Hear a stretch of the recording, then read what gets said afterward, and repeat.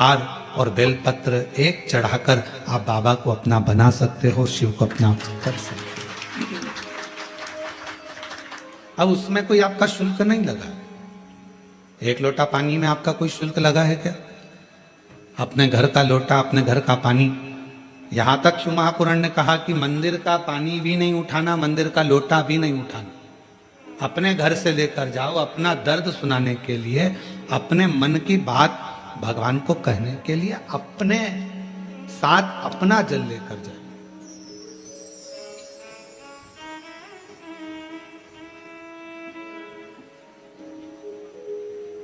शिव महापुराण की कथा तो यहां तक कहती है कि भगवान की कोई भी स्तुति अगर आपको करना है तो अपने दिल में जो बात आए वो भगवान से कहो। किसी की पढ़ी पढ़ाई, किसी की सुनी सुनाई स्तुति भी हमको नहीं करना। खुद की स्तुति जो आपके दिल से निकल रही हो भगवान के लिए, उसको पुकारने के लिए, उसको बुलाने के लिए, वो स्तुति खुद करिए।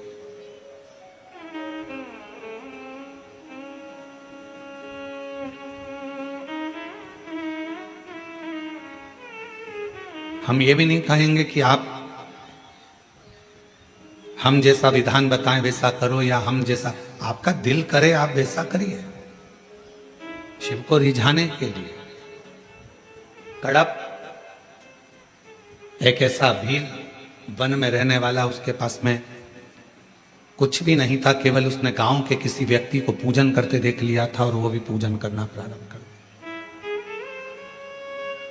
पांव से तो उसने जलाधारी के आसपास में पड़े हुए फूल पत्ती को हटाया, मुंह में भरे हुए पानी को शिवजी पर चढ़ाया, जो उसके पास में मांस आदि था उसका भोग लगा दिया। अब उसकी साधना, उसका तप कितना बड़ा कि ब्राह्मण देव ने, पंडित जी ने भगवान शंकर के शिवलिंग को पिंजरे में बंद कर दिया था। पिंजरे की एक तान टूट गई लोहे की, शिवलिंग पर जाकर लग गई। शिवलिंग में से खून बहना प्रारंभ हो गया, रक्त बहना प्रारंभ हो गया। कड़प आया, उसने देखा मेरे शंकर भगवान का नेत्र लग गया, नेत्र में ये लोहे की तान लग गई, आंख फूट गई। हाथ लगाया, खून नहीं रुका, कपड़ा लगाया, रक्त नहीं रुका। तब उसने अपनी त्रिशूल से आंख निकाल ली और वही शिवजी के शिवलिंग पर लगा दी, वही। और भगवान शंकर उसी समय प्रकट हो गए। ना मैं तुझे जानता हूं, ना तू मुझे जानता है, केवल तेरी भक्ति। और इतनी विचित्र। कड़प से पूछा तुझे मांग क्या चाहिए? कड़प ने कहा बस इतना दे दीजिए कि संसार में रहने वाला कोई मनुष्य जिसको कुछ भी नहीं आता, आपका मंत्र भी नहीं आता, आपकी साधना भी नहीं आती, आपकी स्तुति भी नहीं आती, पूजन करने का तरीका भी नहीं आता, अगर वो आड़ी टेढ़ी भी पूजन करे, कैसे भी आपके मंदिर तक पहुंच जाए, बस आप जैसे मुझ पर कृपा करे हो ऐसी ही कृपा उस पर भी कर दो। ये कड़प ने नहीं।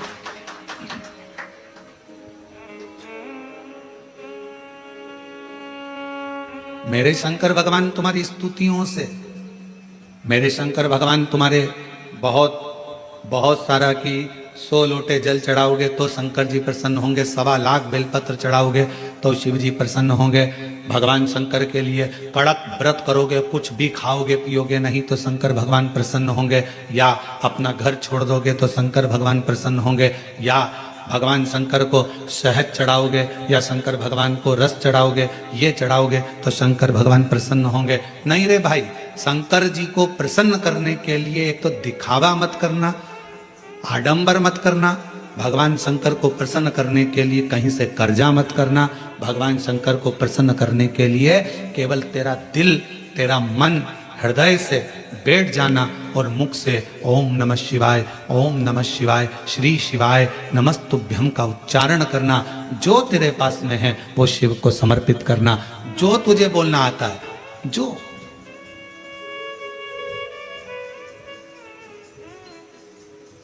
छोटा सा बच्चा तोतला बोलता है, माँ को अच्छा लगता है कि नहीं लगता है? बोलो, जम के बोलो, लगता है। छोटा सा बच्चा किसी से भी अगर तोतरी भाषा में बोलेगा सबको अच्छा लगेगा। तोतरा बच्चा, छोटा बच्चा गाली भी दे देगा तो सबको अच्छा लगेगा। वही बच्चा बड़ा हो जाए बड़ा होने के बाद गाली बक दे तो लड़ाई हो जाए। तोतरा है, माँ बाप स्वीकार करेंगे, लोग स्वीकार करेंगे, छोटा है सब स्वीकार करेंगे। शिव जी की कथा कहती है कि भगवान शंकर को रिझाने के लिए आपकी तोतरी भाषा से, आपके निर्मल मन की भाषा से, आपके हृदय की भाषा से आप शिव जी को जैसे रिझाना चाहोगे, शंकर भगवान जल्दी प्रसन्न होंगे। और अगर आप आडंबर से, दिखावे से, छल से परमात्मा को पाने का प्रयास करोगे तो शिव कभी प्राप्त नहीं होगा। उसको पाने का तरीका ही सहजता है।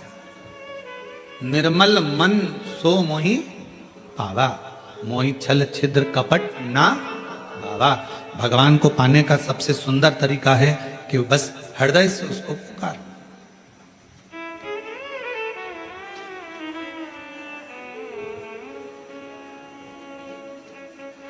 बारिश पड़े तो छाता लिया जाता है और दुख पड़े तो शिव का नाम लिया जाता है।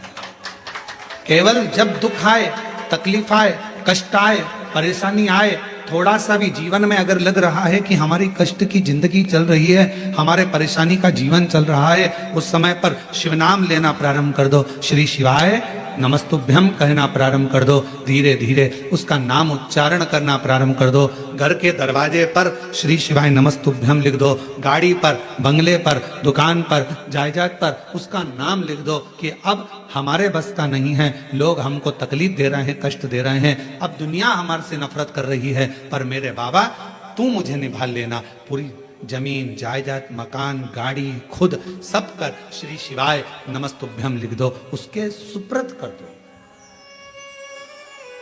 एक बहन ने एक पत्र लिखा था कल की रुद्राक्ष क्यों पहना जाता है, तुलसी की माला क्यों पहनी जाती है। रुद्राक्ष पहनने का कारण क्या है, तुलसी की माला पहनने का कारण क्या है, क्यों रुद्राक्ष पहना जाए, क्यों तुलसी की माला पहनी जाए, उसका कारण क्या है। हम आपसे पूछते हैं, सब बोलना। एक कटोरी में शक्कर ले लो, ठीक है, उसमें तुलसी का थोड़ा सा दल डाल दो,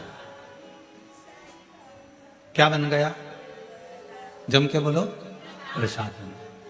भोजन है, भोजन की थाली में जब तक तुलसी का दल नहीं डाला तब तक वो प्रसाद नहीं हुआ। तुलसी का एक पत्ता, थोड़ा सा दल भोजन की थाली में डल गया, क्या बन गया, इतना बड़ा भगोना भरकर नुक्ति बनी है, सेव बना है, प्रसाद बना है, उसमें थोड़ा सा तुलसी का दल डाल दो, क्या बन गया, प्रसाद। अब शिव का प्रसाद कैसे बनता है, तो कहा भगवान के प्रसाद में जो सामग्री हो उसमें बेलपत्री डाल दीजिए, रुद्राक्ष का भाग उसके अंतर्गत, अर्थात भगवान शंकर स्वयं मां महागौरी से कहते हैं, हे महागौरी, हे गौरी, हे महागौरी। जैसे तुलसी भोजन में डालने पर प्रसाद बन जाती है, उसी तरह संसार का मनुष्य जब किसी रुद्राक्ष को अपने गले में धारण करता है तो वो मेरे लिए प्रसाद बन जाता है, मेरा अपना बन जाता है, उसको मैं स्वीकार कर लेता हूं, वो मेरा अपना है। अब प्रसाद को आप लोग नाली में फेंकते हो क्या, प्रसाद को आप गटर में फेंकते हो क्या, प्रसाद को आप कहीं गलत जगह डालते हो क्या, नहीं, क्योंकि वो प्रसाद बन गया। गले में अगर रुद्राक्ष की माला आ गई, एक रुद्राक्ष तुम्हारे गले में लाल धागे में पड़ा हुआ है, तुलसी की माला तुम्हारे गले में पड़ी हुई है, आप भगवान का प्रसाद हो। अगर चलते फिरते मौत का किसका ठिकाना, मृत्यु का किसको भरोसा, कब प्राण छूट जाए। अगर हमारे गले में रुद्राक्ष पड़ा है, तुलसी की माला पड़ी है और हमारे प्राण छूट भी गए तो हम वो प्रसाद हैं कि हमें नरक में नहीं पटका जाएगा, गलत जगह पर नहीं पटका जाएगा, हमको श्रेष्ठ जगह पर रखा जाएगा। प्रसाद को नाली में नहीं डालते, प्रसाद को गटर में नहीं डालते, रुद्राक्ष पहनने वाला, तुलसी की माला धारण करने वाले को गलत जगह पर नहीं भेजा जाता, गलत जगह। आप गले में अगर रुद्राक्ष धारण करते हो तो शिव का प्रसाद हो। और जितने शिव भक्त इस ऑनलाइन शिव महापुराण की कथा को आस्था चैनल पर श्रवण कर रहे हैं, फेसबुक यूट्यूब पर सुन रहे हैं और सोशल मीडिया पर इस कथा को अगर श्रवण कर रहे हैं, तो उनसे कहूंगा अपने गले में एक रुद्राक्ष अवश्य डालो। तुलसी की माला भी अगर है तो भी एक रुद्राक्ष जरूर डालो। क्यों? अगर गूगल पर सर्च करोगे, फेसबुक यूट्यूब पर सर्च करोगे, इंस्टा पर सर्च करोगे तो उसमें नगरी थी, बड़ी सुंदर नगरी थी। उस कातिका नगरी में चंद्रहास नाम का राजा निवास करता था।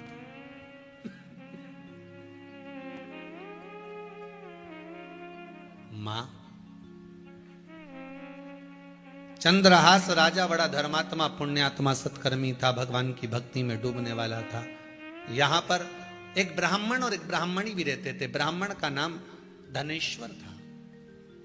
भगवान कृष्ण कह रहे हैं, मां, वो धनेश्वर ब्राह्मण की धर्म पत्नी बड़ी ज्ञानवान, बड़ी विद्वान थी।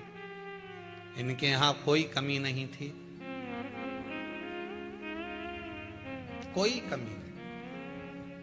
बहुत ध्यान दीजिएगा महाराज, जितनी भी पुराण उठाकर देखोगे, जितने भी शास्त्र उठाकर देखोगे, हर कथा में जब कथा शुरू होती है तो उसमें लिखा आता है एक गरीब ब्राह्मण था। बोलो सही है कि गलत है? पर पूर्णिमा की कथा उठाकर देखोगे तो उसमें लिखा है धनेश्वर नाम का ब्राह्मण बड़ा धनपति था।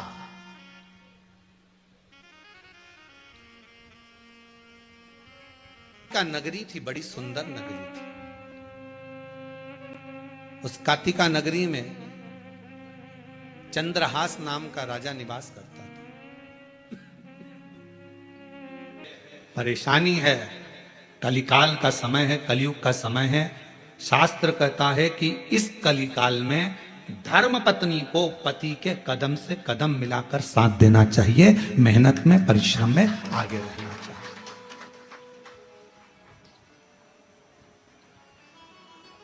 वो समय गया जिस समय पर नारी केवल चौके का काम करती थी और लोग गाली देते थे, अपशब्द कहते थे, ताना देते थे, घर में रह लेती थी। आज का समय, एक बेटी अपनी सेना को लेकर जाती है और पूरे पाकिस्तान को हिला कर जाती है। आज का वो युग है। आज का वो युग है कि एक बेटी पूरे पाकिस्तान को हिला कर जाती है। आज का वो युग है, एक बेटी अंतरिक्ष में जाती है और अंतरिक्ष का छोर पाकर वापिस आ जाती है। आज का वो युग है, एक बेटी साइंटिस्ट बनकर पूरे साइंटिस्टों को ज्ञान प्रदान करती है। आज का वो युग है। आज की बेटी collector, SP, IG, DIG, commissioner और बड़े बड़े अधिकारी और मंत्री के पद पर बैठती है। आज का वो युग है। वो गया समय, एक कलिकाल का समय, कलयुग का समय। और ये किसने दिया? कोई तुमसे पूछे कि एक स्त्री को आगे करने का अधिकार किसने दिया, तो तुम कह देना भगवान शंकर ने दिया। कहां? तारकासुर जैसा असुर सामने था, विदल उत्पल नाम के असुर सामने थे, महिषासुर सामने था। और उस महिषासुर को मारने के लिए संपूर्ण जगत के देवता, 33 कोटि देवता सामने खड़े हुए थे। पर महिषासुर नहीं मरा। आखिरी में विदल उत्पल को मारने के लिए भी मां जगत जननी जगदम्बा को आगे करा गया और महिषासुर को मारने के लिए भी जगदम्बा को आगे करा गया। शंकर भगवान ने कितना सुंदर शब्द किया। पार्वती जी कहती है मैं आगे बढ़ूं, शंकर जी कहते हैं एक स्त्री पुरुष से ज्यादा बल रखती है, क्यों चिंता करती हो? एक लाइन आती है, तेरे भक्त जनों पर माता भीड़ पड़ी है भारी, दानव दल पर टूट पड़ो मां करके सिंह सवारी, सो सिंहों से बलशाली, अष्ट भुजाओं वाली, दुखियों की दुखड़ी वारी, ओ मैया हम सब उतारे तेरी आरती। कितने सिंह? जम के बोलो जरा, फिर से लाइन बोलो, सो सिंहों से बलशाली, अष्ट भुजाओं वाली, दुखियों की दुखड़ी वारी। 100 सिंहों से तू बलशाली है जगत जननी, 100 सिंहों से आप जरा विचार करिएगा, किसी व्यक्ति को अगर संबोधित किया जाता है ये तो शेर है, मतलब वन ओनली एक, और बहू को सम्मानित किया जाता है 100 पे भारी है। बोला सही है कि गलत है? एक व्यक्ति को संबोधित किया जाता है वन ओनली, शेर है, और अगर स्त्री को संबोधित किया जाता है तो कभी कभी सास भी कह देती है मेरी बहू तो 100 पे भारी। किसकी सुने? 100 पर भारी। इतनी बोलती है, इतना बोलती है कि 100 लोग बोले इतना बोलती है, इतना तेज है, इतनी तेज पूरा मार्केट करके गाड़ी उठाए भुड़ भुड़ करके जाए पूरा मार्केट करके 100 पर भारी। बोलो बोलो सत्य है कि गलत है? संबोधन अब किसी व्यक्ति के लिए ये तो शेर है, शेर ओनली वन, और वो 100 पूरी 100 भारी है।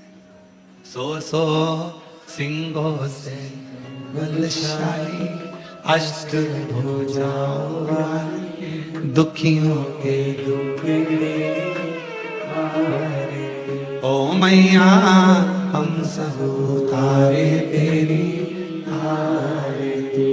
अब 100 सिंहों के बराबर उसमें बल है।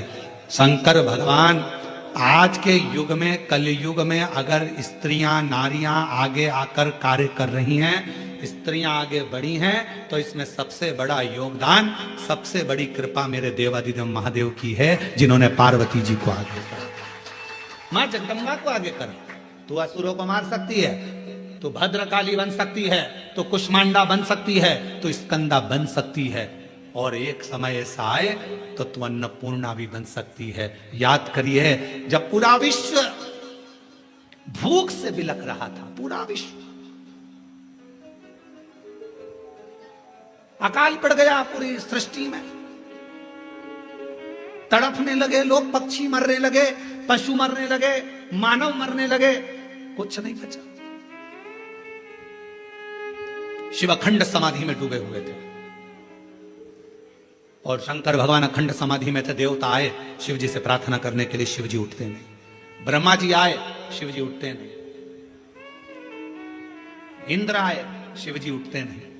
अखंड समाधि में लगे भगवान देवाधिदेव महादेव, उठने का नाम नहीं। नेत्र बंद, क्या हो रहा है मालूम नहीं, पर पार्वती माता से रहा नहीं गया। सूचना मिली पूरा ब्रह्मांड